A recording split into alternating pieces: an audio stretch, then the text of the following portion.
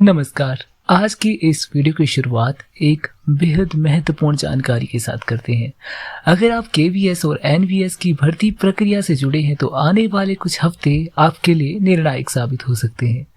इस वीडियो में आपको स्पष्ट और विश्वसनीय जानकारी देने वाले हैं कि रिजल्ट कब आएगा और पेपर चेकिंग की प्रक्रिया कहां तक पहुंची है, या आपके इंटरव्यू कब से शुरू हो सकते हैं और आपको अभी से क्या तैयारी करनी चाहिए। इसलिए इस वीडियो को ध्यान से अंत तक देखिए, क्योंकि हर एक पॉइंट आपके काम का है। वीडियो को शुरू करने से पहले अगर आप इस चैनल पर नए हैं तो चैनल को सब्सक्राइब करें और इस वीडियो को लाइक शेयर करें। तो इस विषय में एक बड़ी जानकारी प्राप्त हुई है। एक परिचित है जो पहले से केवीएस में चयनित है और लगभग 8 से 9 वर्षों से ये कार्यरत है, तो उनकी ड्यूटी इस समय पेपर चेकिंग में लगाई गई है। इसका मतलब है कि डिस्क्रिप्टिव पेपर की जांच प्रक्रिया जो है शुरू हो चुकी है और पेपर चेकिंग किसी एक व्यक्ति द्वारा नहीं की जाती, बल्कि इसमें कई टीम्स बनाई जाती है। ये टीम्स विषय और पोस्ट के आधार पर अलग अलग होती है, जैसे पीआरटी, टीजीटी, पीजीटी आदि। हर टीम के ऊपर एक हेड होता है जो पूरी प्रक्रिया को मॉनिटर करता है। इसकी प्रणाली के तहत अब उत्तर पुस्तिकाओं की जांच की प्रक्रिया शुरू हो चुकी है। इसी के साथ ये समझना जरूरी है कि केवल केवीएस ही नहीं, बल्कि ईएमआरएस और अन्य विभागीय परीक्षाओं की कॉपियां भी इस प्रक्रिया में जांची जा रही है, इसलिए इसमें थोड़ा समय लगना स्वाभाविक है। अब अगर हम समय की बात करें तो पेपर चेकिंग पूरी होने में कम से कम 1 महीना लग सकता है।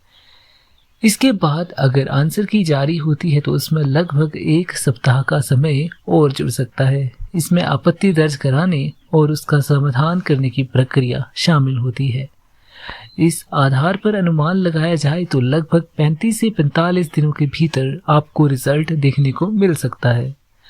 अब सवाल आता है, क्या आंसर की जारी होगी या नहीं।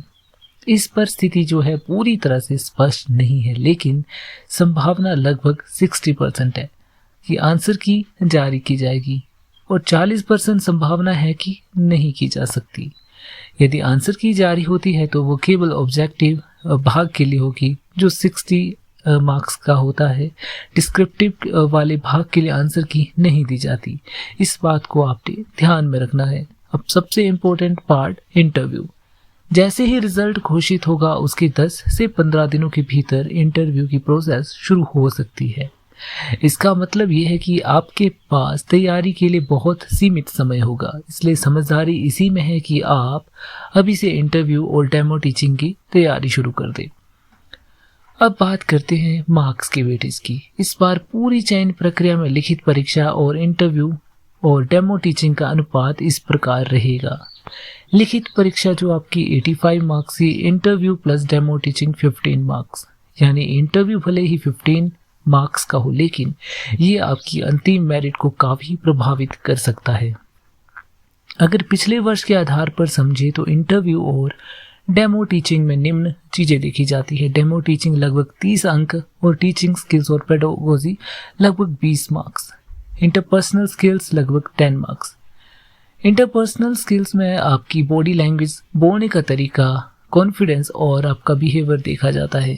ये ध्यान रखें कि आपका व्यवहार संतुलित होना चाहिए।